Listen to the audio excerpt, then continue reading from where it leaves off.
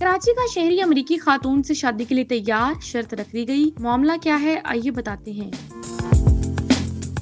سیاہ فام امریکی خاتون کو کراچی کے علاقے گارڈن کے رہائشی 19 سالہ نڈال احمد میمن سے سوشل میڈیا کے ذریعے محبت ہوئی تھی، جس کے بعد 2 بچوں کی ماں 11 اکتوبر کو کراچی پہنچی تھی۔ تاہم نوجوان نے امریکی خاتون سے شادی کے لیے راضی تھا، مگر گھر والوں نے شادی سے انکار کر دیا۔ خاتون کئی ماہ سے کراچی میں در بدر رہیں اور پھر اس کا واپسی کا ٹکٹ بھی ختم ہو گیا۔ وزٹ ویزے کی مدت ختم ہونے کے بعد ASF نے امریکی خاتون کو ایئرپورٹ پولیس کے حوالے کر دیا تھا۔ ایک NGO نے خاتون کی امریکہ واپسی کے لیے ٹکٹ بھیج دیا اور مالی مدد بھی کی، تاہم اس نے واپسی سے انکار کر دیا اور نوجوان کے گھر پہنچ کر بلڈنگ میں ڈیرے ڈال لیے۔